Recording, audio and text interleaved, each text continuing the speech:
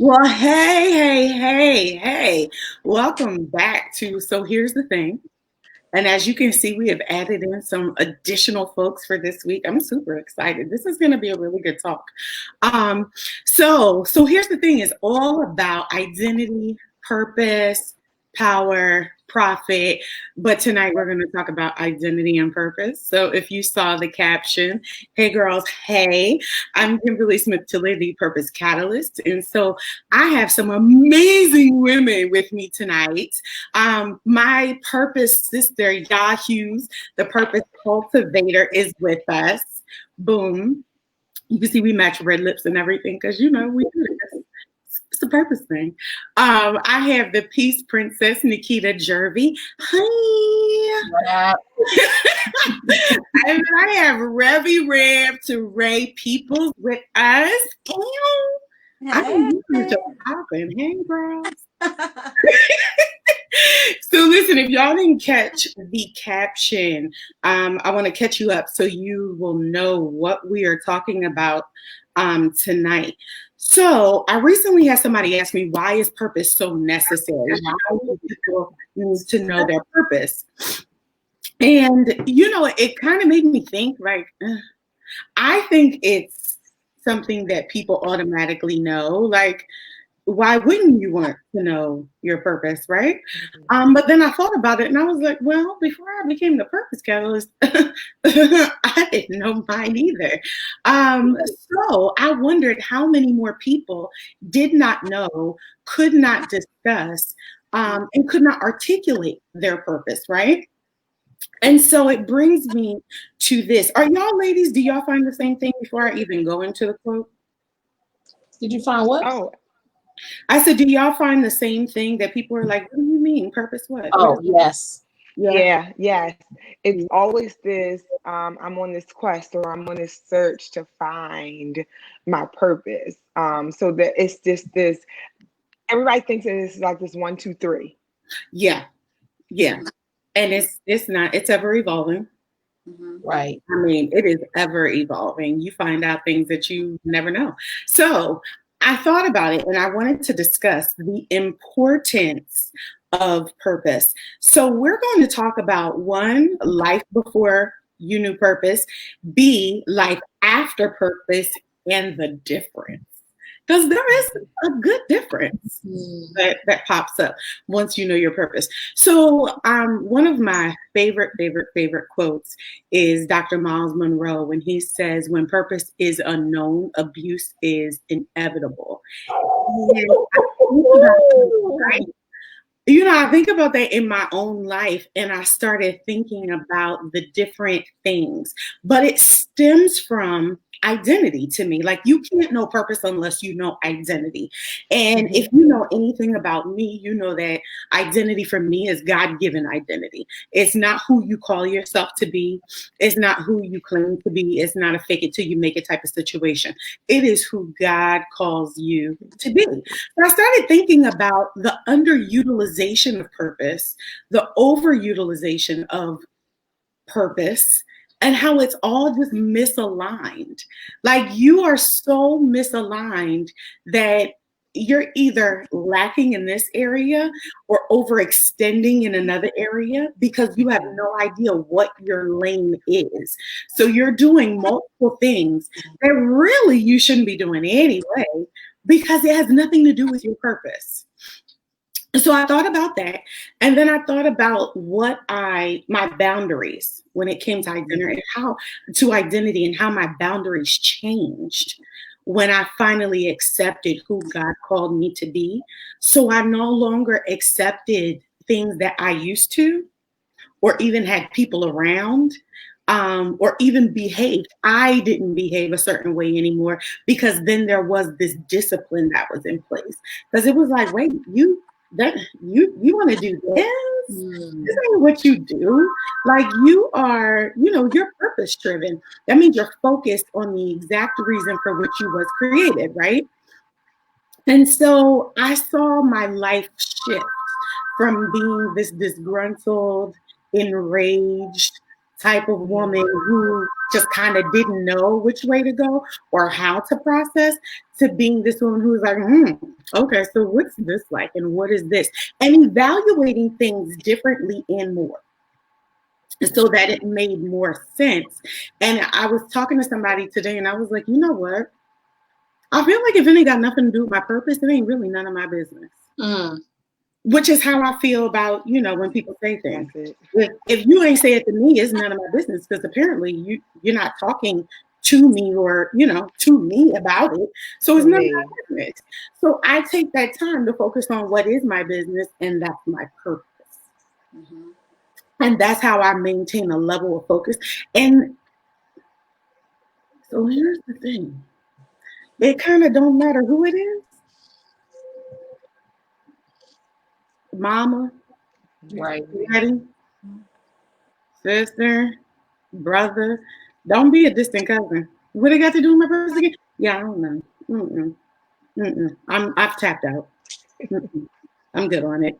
So y'all tell me what you think about this whole why purpose is necessary and why people should know their purpose. Who wants to kick it off? I know y'all are not quiet. Okay, y'all. Can you hear us? Y'all, why don't you get started? Why don't you tell us this is necessary? I'm sorry. It was I was like, huh? It was a little like, my bad.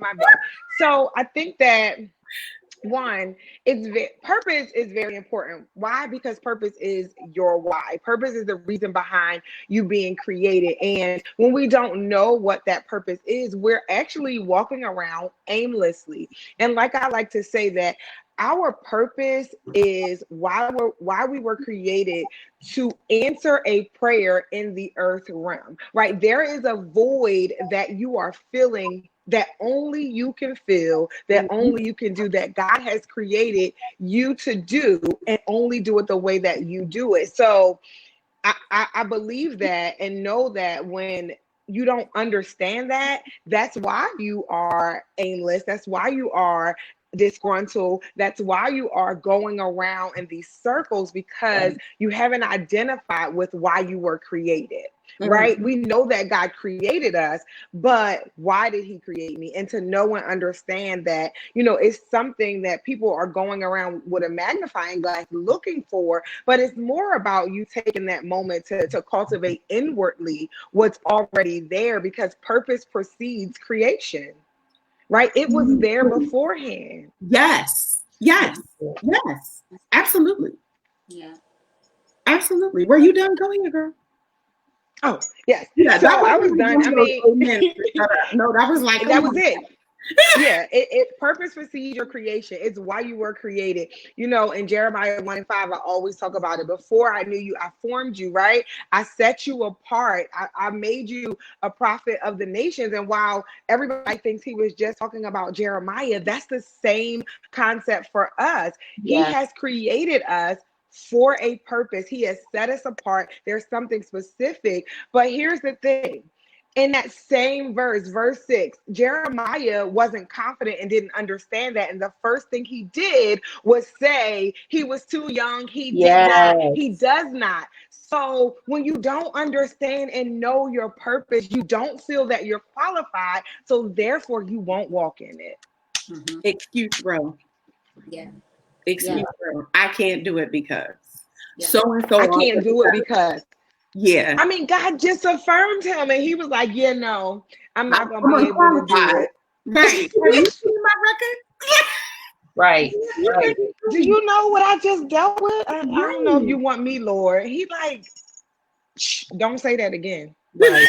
Stop putting your mouth on stuff when I already told you what you need to do. I've created you. Just listen to me and tap into what I am saying to you. And that's why it's so important, because if not, you will be running around aimlessly and disobedient. Just rebellious. There's that. Just rebellious. Nikkita, you were chomping at the bit. Peace Princess, talk to us about what you were like before. Girl. You knew your purpose and how that changed So purpose. So to piggyback off of what y'all was saying, when I ain't gonna speak for nobody else, but when I was without purpose, I'm sitting here like, I don't get it. It don't make sense. You see these pieces of your life, you see these pieces of yourself and your experiences and your trials and all of this good stuff. And it's like, but they ain't fitting, Lord. How does this work? What are you saying to me? Like, I'm not seeing the bigger picture, which, obviously we ain't God, so we ain't going to see the picture, but it's like, help me out. And so I feel like before him identifying or clarifying rather my purpose, I was lost. You know what I'm saying? Like really lost and confused. Like I don't understand how all of this works together. And then you tie that into the Romans 8:28, and it's like, okay, I get that in concept, but how does that apply to me? You know what I'm saying? How does all of this work together for me? And then once he finally told me, that don't sound right. That don't sound like me, Lord. So you must be talking about somebody else. So come again. You know what I'm saying? So wait, hold on. How funny is it that we be telling God, number one, I know you ain't called me. Right. Boom. I just exactly. And I don't want no parts of who you calling me to. Hello. I don't want to do it. Number two, I don't like the people I'm called to. And number three, it sounds like too much work. Okay. So can you change my purpose to make it comfortable for me? For moi. Okay. Okay. Let's speak some French here, Jesus. I know you know the languages. But for moi, make it comfortable for moi. Okay.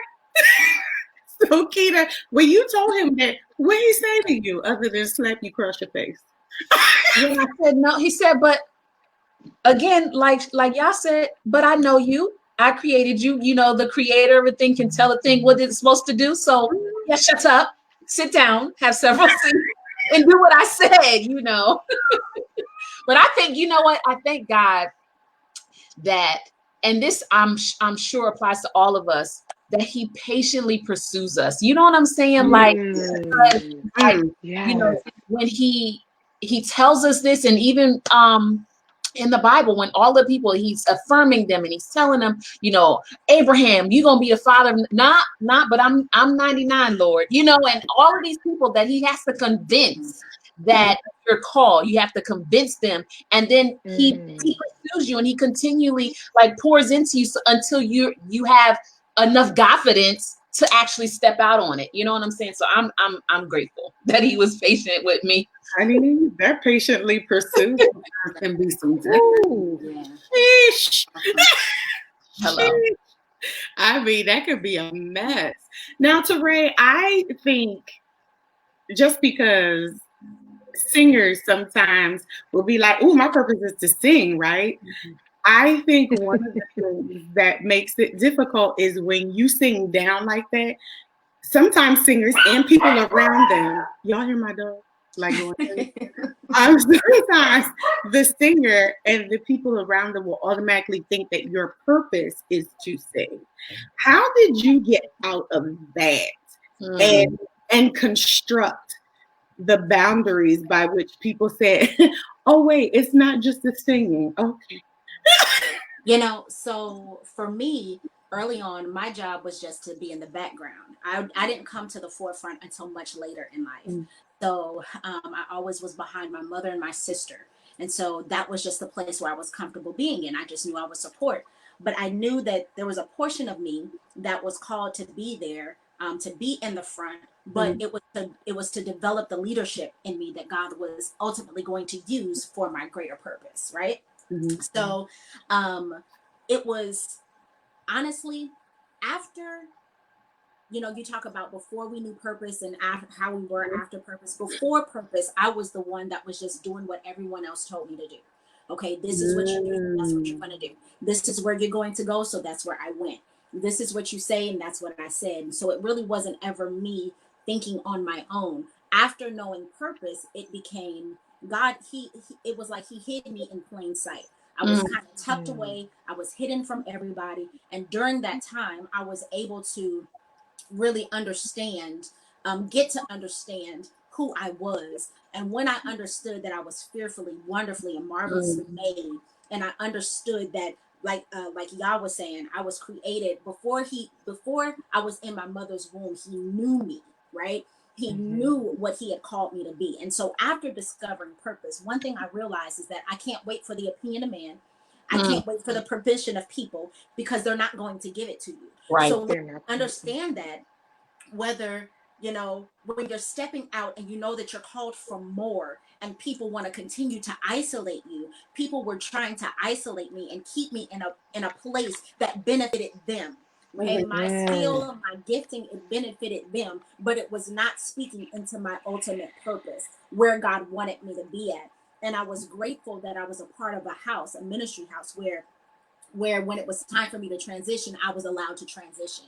That there was no guilt, that there was no condemnation. It was time for me to transition onto something else. So it really didn't, it was more of me accepting it and saying yes, for me to really kind of put on the side something that I love to do, which is worship the Lord. That's my passion. That's my heart. That's what I love to do. I don't know not one other person who loves to sing more than I do. Like, it was just, that's what I love to do. But to take that and say, yes, Lord, I'm going to put that on the side. It was like when the angel of the Lord came to Gideon and he said, mighty men of valor, this is what you're going to do. And once again, what does Gideon say? He says, but I'm the least in my father's house, right? Not me. Of course you can't. You're not talking to me. And for him to say, TaRae, it's time for you to lay this down. What do you mean? Not me. No, of course you don't want me to lay this down. And when he's saying, but will you trust me? And so it's about it's really not so much about silencing the voice of other people, because I think I've perfected that a little bit, but it's about saying yes and believing that I can actually go forward and do what it is that he has called me to do. I like that. Was it a drastic change when you were like, I mean, I love God and I worship him, and, in voice and lifestyle, but there is something else. Was that difficult for you? It was extremely difficult. It was extremely painful. There were days where I was sad. It was almost like I was mourning the loss of something. It was hard to go and sit in church because I'm not a pew sitter. Okay, I don't sit in the pews. I'm supposed to be on the platform. You're talking about, I've been singing for the Lord since I was 3. So there was never an opportunity. I'm 40 years old. So there's never a time for me in all of my serving the Lord that I sat in the pew. I was in the choir stand. Okay. If it wasn't the choir stand, I was sitting with the praise team, at any given time, not to have a microphone in my hand. It's not about being seen, but this is my gift that I give to the Lord. And now he's wanting me to transition that and change that so that I can further pursue further purpose. Okay. It's not that he's saying, okay, you're never going to do this again, but there's more to you than just that microphone. Okay? So it was very painful.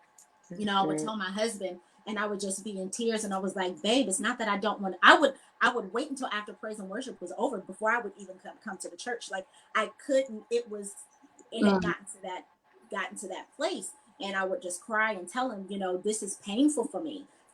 I don't understand this. But it was definitely, I think those, you have to have those growing pains. It's growing pains. It's all it is. He's stretching you. He's calling you higher. He wants you to do more. And in doing that, you really do have, it's sacrificial.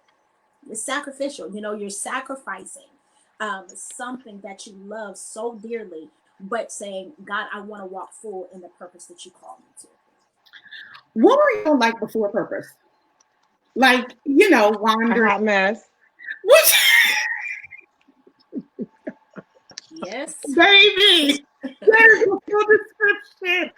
A whole half mess. Just raggedy. Terrible. Like, what's the real? Let's identify with some people, because I'm wondering, And a lot of times people get caught up thinking that knowledge, skills, abilities, and talents are purpose, and they're not. You know what I mean? It comes into a culmination of things. So what were you like when you were in underutilization, aka a whole hot mess?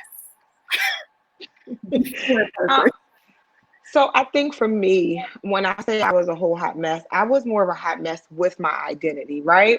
And, I believe that early on, the spirit of rejection got me to the point where I didn't believe that there was anything other than what I saw, the pain and all of those things. So it was hard to walk in it when you did not believe it. So I was just always going around operating out of that rejected place, right? And it was when I understood the acceptance, and then I began to really understand who I was and what he's created me, that I was able to walk. But before that, rejection comes with a whole lot. So when I say a hot mess, I had attitude. I was, like, woe is me. I was angry. I was all of these things because I felt like life was unfair, not knowing that every moment prior to me,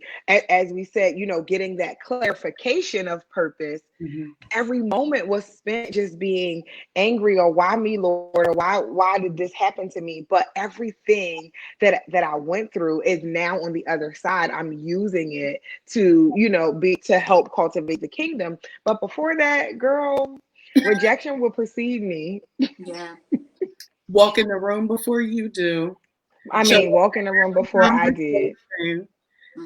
Honey, it'll be the filter by which we use. Holy Spirit, what? That rejection and abandonment was for itself. Yeah. It'll give context to conversations that never really even occurred. Yeah. Yes. The voices of rejection and abandonment. I think that's a lot in itself.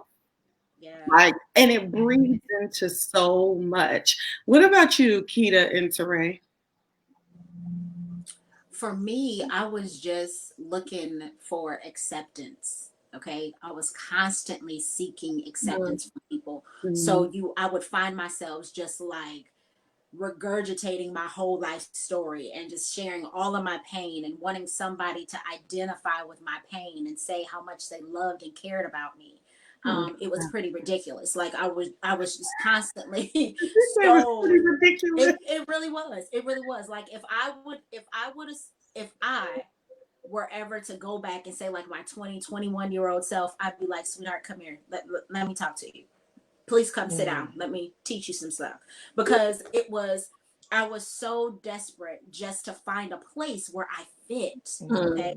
I was wanting somebody just to please look at me, please see me, please, hear me. I felt like Leah a lot of the time, just trying to do whatever necessary just to feel that place and have that acceptance. I didn't fit in at school. I didn't fit in with the family. It was always, there was just something about me that just made me stand out all the time. And I was tired of standing out. I was tired of always being that girl, and I can't run away from it. I can't. And it wasn't until I discovered that I had to accept who I was first before anybody was ever going to accept me. I had to accept the TaRae that God was intending for me to be and own her and love her if I ever expected anybody else to do the same. And that, before knowing that person before purpose, oh my goodness. I mean, bless her heart. She just needed if I would have told before purpose can bless her heart, I might have throat chopped her. Yeah. No, I throat chopped her. I probably would have set her on fire with some gasoline. She was a mess. Not the gasoline. Not gasoline. Kerosene, gasoline, whatever works. She was a mess. Nikkita, what about you? Because when I said, what was y'all like before purpose? You was like, child, I still punch people in the face. That's listen. Deliverance is real, okay? Know this. Okay. You know what? I was silently angry all of the time. You know what I'm saying? Like just angry, but I'm going to, look, because I've been to anger management class and they qualified me as a stuffer. Okay. So, you know, a stuffer, someone that stuffs their feelings. Okay. Not the purpose princess. The purpose princess don't The peace princess was stuffing. The peace She was princess. stuffing it, okay, like a Thanksgiving turkey. Okay, so yeah, I was angry but silent. So I'm not about to tell you about nothing, and I'm just holding it all in until kaboom boom boom boom boom boom boom. Were you a passive aggressive person? Like, did you do little stuff that was like, okay, yeah, how you doing, girl? And then triple. What I would do is maybe this space that still ain't quite delivered, but other than that, other than, you know, like some talking through my eyes, nah. Really? And then when it would all just come undone, you would just look like a crazy person, honey, because you had stuff all that stuff. Crazy is an understatement, because, you know, well, way back, I wouldn't even, because it was either one of three things. Okay, I'm either going to write you a letter, because he's writing letters. You a really it may concern. You gonna read everything. I'm gonna write you like with these hands, or I'm gonna curse you out on your voicemail. Because I can't do. You know what I'm saying? So yeah, thank God for deliverance, because I don't have the time to be holding on to crap no more. My peace is way too valuable right now. So you know what? I'm going to send you a letter tomorrow. Dear ladies and gentlemen, I am very much angry with you. Oh my God. Oh, you wrote letters? You was like, yo, I'm heated in this letter. Listen. To whom it may concern. You, and you. Hello. Sincerely, Nikkita. Okay. And bless you. Okay. Yo, no, I drop it off at your door. Oh, come on. She said I ain't putting it in the mail. You here. Read it later. Read it after I leave. I just could not, honey. Ooh, that has blessed me on tonight. The letter writer. Okay. This is why you the peace princess, because baby, all that stuff that you had going on, my boo. Ooh, have mercy on us. So after Purpose, how did your life change? And TaRae, you mentioned that there were growing pains, which I'm glad that you mentioned, because I feel like once you discover your purpose, because it is a discovery, it's not just, oh, there it is. But I always like to say purpose leaves clues. There are certain things in your life that lead up to this discovery and the identification of, this is who God created me to be, and this is what He created me to do. I am to be the solution in the earth by doing, right? Mm-hmm. So that transition before Purpose and after Purpose, what was that like for anybody on the panel? It doesn't really matter. But what was that transition like, and how did you see yourself afterwards?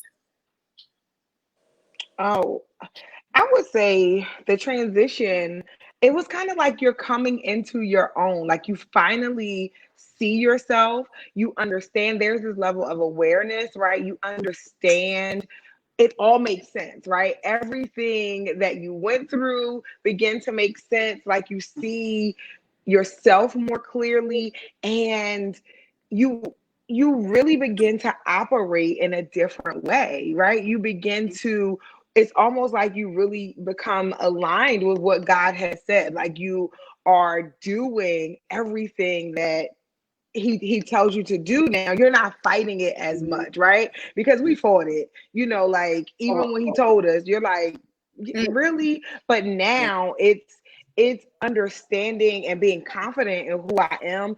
And I don't do anything like you said. I'm not doing anything that's not within what God told me to do. I got very clear instructions, right? So it helps me weed out a lot of things. It allows for me to say no more, and not no in a disrespectful or a bad way, but it makes sense. And I think that I can see it in all facets of my life, right? I can see it professionally, I can see it, in ministry, I can see it in business, and it all makes sense across the board. So I'm very clear now, and I'm very strategic because I'm aware and I understand.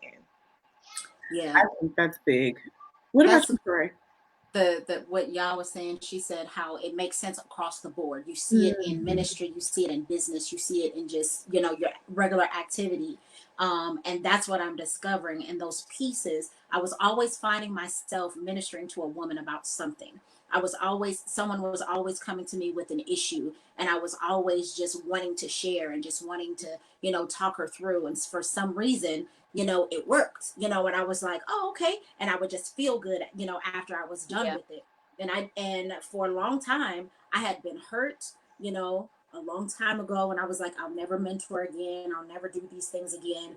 And, it was once again, the Lord said, text such and such and, ask them how they might serve you. And what did she ask me? She asked me to mentor her. And I said, yeah, no, Lord, we're not doing that again. And and he was just like, but this is a part of that purpose, and it's a portion of your purpose. And so mentoring women has always been a great piece of my purpose, some that I ran from, but I was just always finding myself doing it. And I do it in my business with my nonprofit. That's what I do, is I mentor women. I build them up, I empower them, I encourage them. I am that support system that they need. And for some, it might be like, oh, child, that wore me out. But for me, I'm just like, oh, I feel so great. After every session, I'll go upstairs to my husband and be like, babe, I just love helping them. I just love talking to them, because it's what I know that I'm called to do. It's so much greater than just having a FaceTime or a Zoom call with someone. It is purpose speaking into purpose. Okay. I am that answer to that need in the earth. I am that answer. And every time I operate in it, I get rejuvenated and I feel recharged again, and I'm excited about it. And I can't wait till next week. And when you're operating in purpose, you're excited for the next thing to come. Yeah. You're excited about next month and all of the many facets that are getting ready to unfold. So yes, it transcends in all areas of your life. Keita, what about you? How was it before Purpose, after Purpose, the transition into? So honestly, it was, for lack of a better word, it pissed me off. And I'm gonna tell you why, because to be the Peace Princess, I have to really put in act the scripture that says, turn away from evil and pursue peace. So regardless if I am the offended or not, I am always the one that has to seek peace. I'm always the one that has to initiate peace. And that pissed me off at first. You know what I'm saying? Because it's like, no, because that don't even make sense, Lord. Like, why? That don't even make sense. So that there was that at first. And then, understanding that it's to benefit me. You know what I'm saying? Like, it benefits me in the long run. It benefits my husband. It benefits my children in the long run. And and then as I minister to other people how to pursue peace, it will benefit them. You know what I'm saying? So really coming to terms with that. And then honestly, because I'm still walking this thing out like every day, like really learning to hear God and to obey immediately and not delay and not go back and not, respond with my insecurities. You know what I'm saying? So it's like, okay, Lord, help me to walk this out like every day. Yeah. That doesn't Every change. day. I mean, even if you discovered your purpose last week versus 13 years ago, it does not change. Yeah. Honey.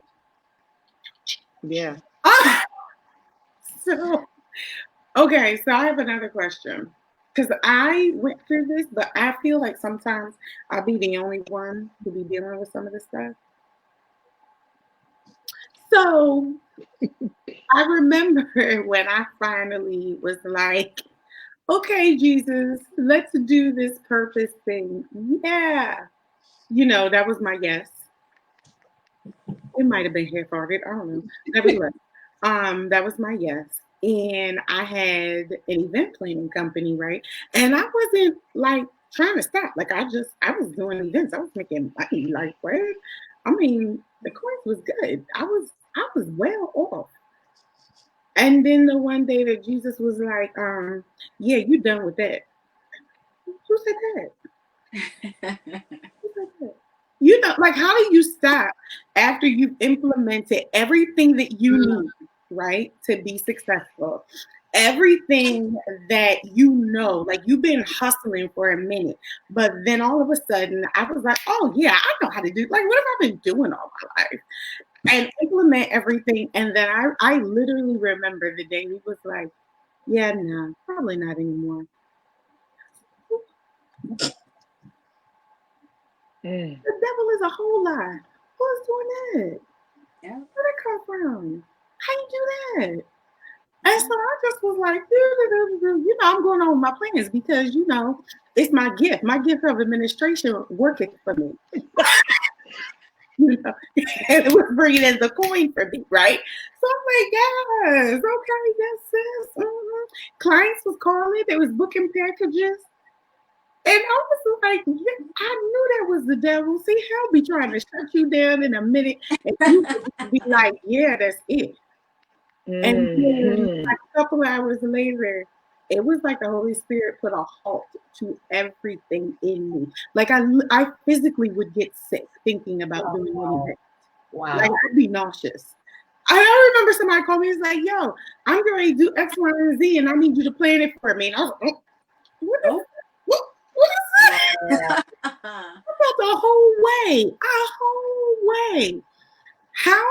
So it became a no. Ultimately, it became a no for me. And it was like a serious no, like to the point that, like even now, if somebody asked me, actually somebody did ask me to do a destination wedding. Y'all know destination weddings is big things, right? Like, I want to plan mine, girl. Plan mine. You're not gonna get me in trouble with the Jesus. So, she said, nope. He told me stop. Do you hear me? And I was like, oh, yes. Honey, contract was written up. And I love a good destination wedding, honey. Yes. You be up on the destination chilling because everything is already done. And you get to destinate. Right? Destinate. Okay? Destinate. Yes. Come on and destinate. Come on, I was destinating, okay? And all of a sudden I was like, I can't do it, man. Like, Well, let me tell you somebody who could, though. You could get it done. It's just going to be with me. Well, I'm going to need you to check it. Probably not. I just, probably can't. You know, it's a little much. I got a lot on my plate. But I'll be there if you need me, you know, to attend. But I can't commit to literally putting, you know, the focus in on it, right? That was a huge game changer for me. I mean, I wasn't just like doing like, you know, $1,300 a month. I was doing 5 figures a month. Like, and people were flying me out to do stuff.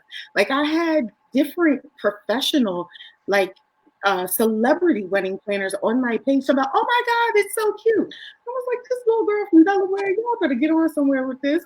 Stop playing on these fake pages.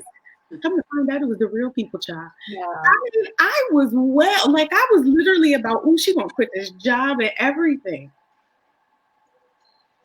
And the shutdown be real. It be so real. How did you handle shutting down, closing doors to things that your gifts were excellent in, but it was not associated with the fullness, the depth of your purpose?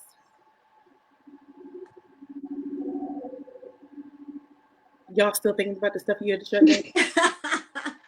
Well, for me, I touched on it a minute ago.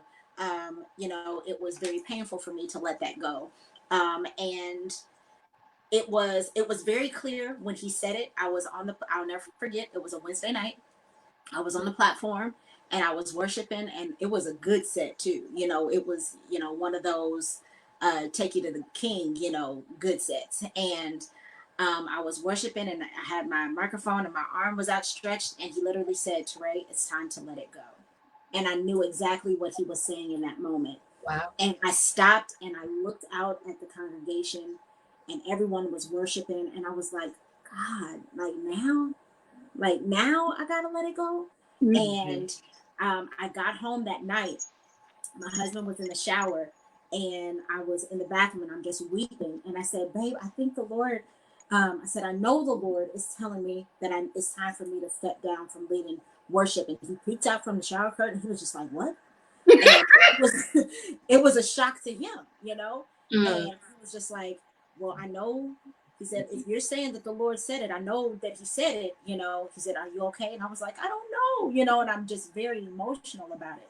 But one thing that I did know, I knew that my obedience had to be an immediate obedience. There was no time. There was no room for delay. There was no room for hesitation. So I immediately went and emailed my pastor's assistant and said, I need to set up a meeting with pastor as soon as possible, because I knew I needed to tell him right away. Did you think about canceling the meeting, or did you think about going into the meeting and saying it was something else when it was really you was quitting? My flesh was just like, TaRae, are you sure you're going to do this? But I knew in my spirit that I had to be obedient. She was an obedient child, and I was like, child. Listen. When my mom sent us to the store as a kid and said, come back with my change, she sent us with $10. I'm coming back with $9.95. Okay? Ooh. I'm trying to come back with as much change as I can. I don't want no fees. I don't want none. Okay? I'm giving you all your money back. But I knew in my spirit though that it had to be immediate. It had to be right away. And I sat in his office and we all cried. Him, my husband, my pastor's wife, we all cried because we knew it was God saying so. It just wasn't me wanting to let it go. And like I said, it was painful, but even in my not understanding, even in the pain, even in the frustration of not being able to go and do what it is that I love to do, like you said, he patiently pursues us, and he's constantly saying, okay, well, look, this is that dream, that 20-year dream that you've had. Watch and see what I do with it. Watch and see how I bless you. Watch and see the favor that I lay before you. And I know it's because of that immediate obedience that I'm walking out the way that I'm walking out, that those things are manifesting the way that they're manifesting. It's because there was that immediate, yes, Lord, I'm going to do it. Even in the midst of my pain, it was Jesus. Let's take that. Okay. He's going to the cross, the greatest pain that there could ever be. But look at the immediate effect afterwards. The redemption of the world came back to him, and it's even in those hardest moments. God, let this cup pass from me, but not my will, but your will be done. And I'm living out in that manifestation today.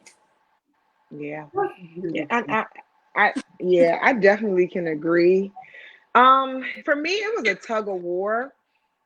I gave him a hood yes. What did your little yes sound like, y'all? What did your little yes like? A hood yes. It was like, listen, I'm gonna do this, but I'm gonna tell you.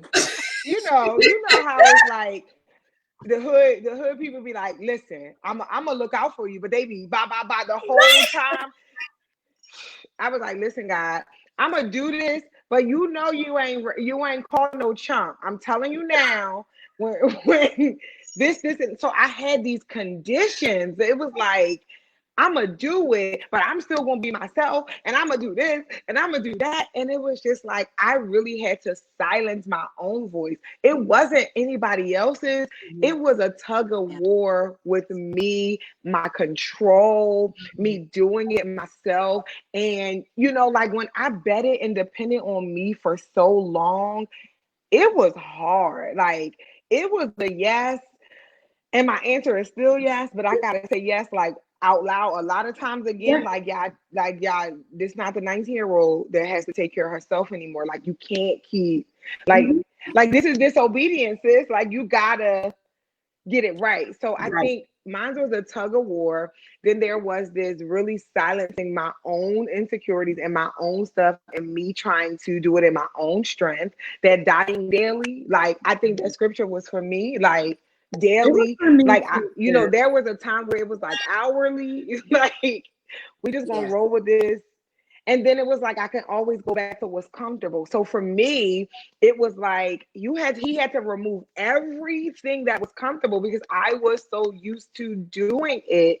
So had he not removed that, like, I got a plan from A to Z, and then I'm starting back with A1. After Z is over, we're going to start back over. And it's like, I'm going to calculate everything. So he had to remove all of that. And then it was like the morning of, you know, like, you want for so long to not have to do things on your own. You want for so long, right? I was that teenager that had to, like, really take care of myself, and I wanted to be taken care of. But then when I became an adult, it's all I knew, right? So it was that relinquishing of the control. And then there was some mourning that went behind that, because I felt like that was a part of who I was. And am I losing that, right? So then on the other side, it makes so much sense now, right? Everything that I thought that I lost on this side, and what I was playing tug of war with wasn't even like, I'm playing you playing tug of war with $5,000, you know, $50. Like, I'm playing tug of war with stuff that don't even make sense. Like, sis, you don't even like me here. What are you holding on to? But you see, you know you want to do something different. But you don't like it because you didn't think about it. Like, you mad because you ain't come up with it. So now you're just standing here like, So it was, when it made sense, it was just like, why didn't I do this earlier? Like, what was you doing? Like, I got in my own way. So I think it was more so it was a tug of war. I had to silence myself, and like, I had to, like, really die daily. Like, I had to get out of my own way. And now, you know, like, I can see when she rises up, like, you don't get a vote. You don't get a vote, sis. You don't get a vote. That's not what he said. That's not what he was talking about. No. Oh, I love that. It ain't in your own strength. You don't get a vote, sis. Kita, what about you? So, what had happened was, so every time Kita open her mouth, I just be ready. I know. I feel like what God had to do for me, and it's crazy because he did it for my husband at the same time about 2 years ago, was remove the distractions, remove the crutches, remove everything that, you know, all of the titles that we thought were important, all of the people we thought were important, all of the things that were holding up space and taking up a valuable time from our purpose. You know, you're done immediately. You know what I'm saying? And, you know, and then also, like y'all was saying, really having to understand, like, this thing that you, Jesus, God, him, creator, that called me to do, that I don't have to do it in my own strength, because it's like, but Lord, how am I supposed to do this with kids and a husband and my own smart mouth, and how, wait, I don't know, you know what I'm saying? And so really understanding, like, no, shut up, sit down, just listen, you know, like you don't have to do this in your own strength. You're not strong enough, because if you were, you would have done it a long time ago, but you're not. So just shh, shh, girl, shh. What you tell her, you don't give up? Right. So, all right. Last thing, if you had to tell a young woman, because I think for the most part, our demographic is women. Am I wrong in that? Okay.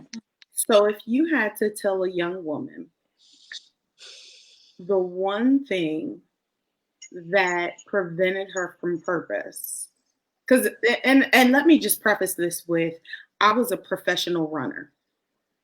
So I knew like early on, I was called to do some stuff. And like there would be time pass and God would reveal another piece of it. And I would be like, see, I know this is hell talking because, you know, God know I don't like dealing with women, and I will kick you in your mouth before I even like speak if you look at me wrong. And then it was like, now all the time, here me and my damn self, like I'm working in like the housing authority. I'm in not the Section 8, the public housing place, right? And women would be coming into my office. I'm so stupid. Like I'm book smart, but back then I was dumb. Like, because me and my dumb self would be talking to my demographic, praying and prophesying to these women and picking them up for church on Sunday. And in the same breath saying, you know, I don't like women. I am not fit to do this. And on Sunday be like, let me go ahead and pick up Susie because we got to go to church, you know, because I worked in the city. My church was in the city. And I'm inviting people to church like, okay, stupid. Like I was in my like early 20s. I was 16 when it started. My early 20s ran, and I would just have like different extracurricular activities, and just be like, I'm on vacation from Jesus and all this for a while. You know, I'm on vacation. You know, who takes a vacation from God? Who does that? Kimberly, tell me. How does that happen? Like, what does that look like? So what that looks like is you just do whatever you want for You want to do. Yeah, like the prodigal who just kept being like, do so. You want me to do what? I got to commit to what? I'm out. You know, it was a commitment issue. So I was commitment phobic, so I would run. I would do it anyway, and then still would run. And I ran for almost 2 decades. And I'm trying to tell you, if I wasn't facing jail time, I probably still would have ran. Like it literally took jail time for me to be like, you know what, Jesus, That's a red. Hands up. No, it's not working for me. What you said you want me to do? And I was, listen, I was like the O'Neill twins when I got that call. And my lawyer was like, all the charges was dropped. I said, hey, the O'Neill twins. By grace. Jesus, I said I'd do it. And now what is we doing? What you want me to do? What you want is the whole thing. So I've been down with the Lord ever since. And we thank him. We thank him. We thank him. Yes. Listen, Bertha was trying to get me. Praise. Did you hear me? Bertha would have got me, and I would not have been the same. Okay? So I thank God. Because Greta and Bertha have never gotten me. Thank you, Jesus. Needless to say, for those people who may be like me, or either, remotely resemble your stories, and whether they're playing tug of war, whether they're majorly distracted, whether they are comfortable with where they are, or if they're a professional runner, what would you tell them to get them to stop, focus, and get up on this purpose lane? Fear is a liar. I mean, I got the shirt that says it. Fear is a liar, and it's based off of something that hasn't happened. So why not? Yeah. I would say nothing that you've done or are doing can stop your purpose. I think we spend so much time, thinking about all of the things that we've done and how he can't use us and why it won't work and all of that. So I think, just reaffirming that you are enough the way that he's created you to be. And, taking some time to see that and knowing that nothing will disqualify his purpose and his plan for your life. That's right. That's it. I would say the sooner you accept it, the happier you'll be. You're constantly trying to, like I said earlier, you're trying to find it outside of yourself. As soon as you accept the greatness that's in you, the happier you're going to be. You won't have to deal with all of the, rejection issues that come along with the people that you think that should accept you. No, as soon as you accept it for yourself within your heart, you settle it within your heart, the happier you will be. Yes. Yeah. It's the truth. I mean, you said yes to lesser things. Absolutely. I mean, Absolutely. There's that. I showed my yes there power, is baby. that. There's room to Absolutely. Huh. I told y'all I was over here saying yes to stuff that ain't even make sense. Make it make sense. It doesn't. And I think one of the other things that concerned me was being committed to something that was intangible and being responsible for something that seems so much bigger. Yeah. But you've been responsible for more.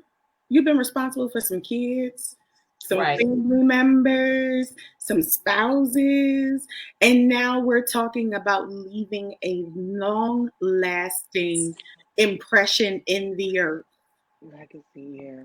I mean, for generations to come. Yeah. You know what I'm saying? Generations to come. Yes. If we were even to take it from a cultural perspective, I am absolutely grateful that my grandfather's great grandmother fled from Florida from getting off the boat in South Africa because I wouldn't be here. You know, Yeah. so we make these decisions not realizing how they impact generations. A legacy, And yeah. generations. It is our legacy.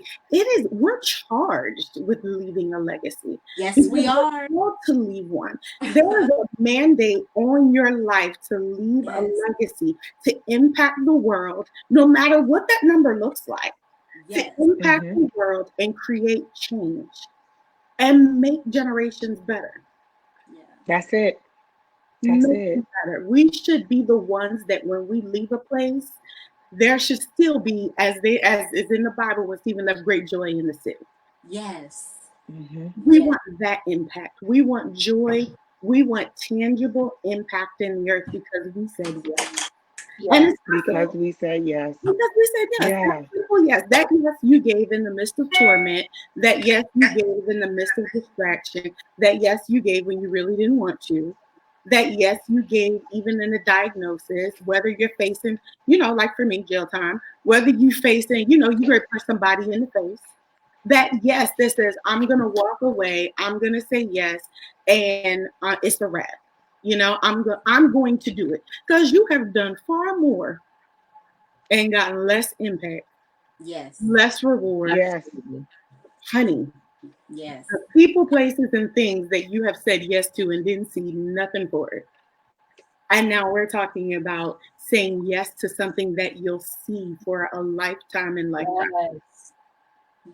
That is the purpose. That's the reason why we say yes.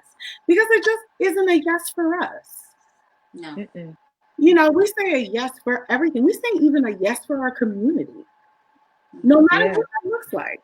You know what I'm saying? If that's praying with your neighbor, if that's encouraging your neighbor, we give a yes every day, sometimes hour by hour. Yeah. Yep. Sometimes we got to give a yes when we really want to do something else. Remember I told y'all what I wanted to do? I was like, this is not working.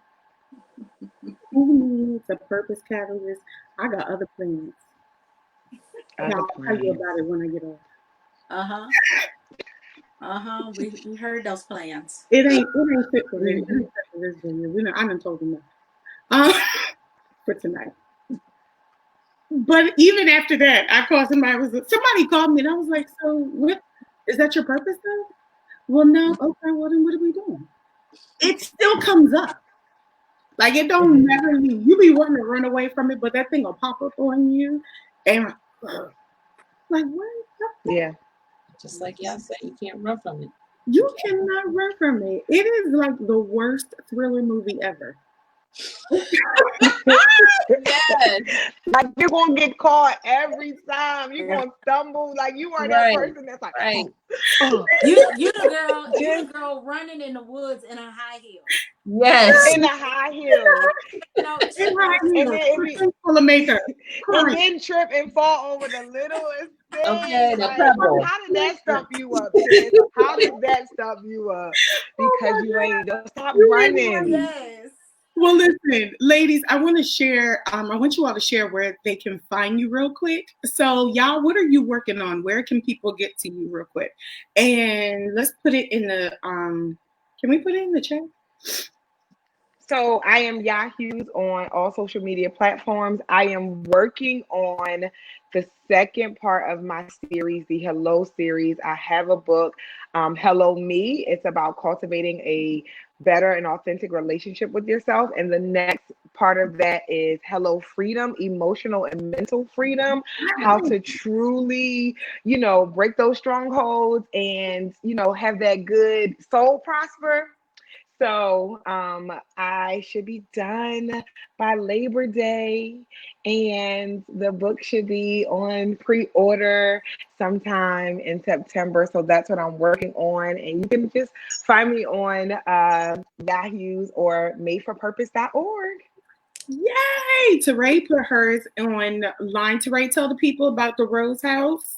Yes, the Rose House is my nonprofit organization. We assist single mothers and their children. Our mission is to encourage, empower, and prepare single mothers for life self-sustainability through mentorship and teaching. We are here to change a generation one family at a time. Yes. So currently, right now, we are still handing out free diapers and diaper wipes and infant formula to single mothers in the Omaha metropolitan area.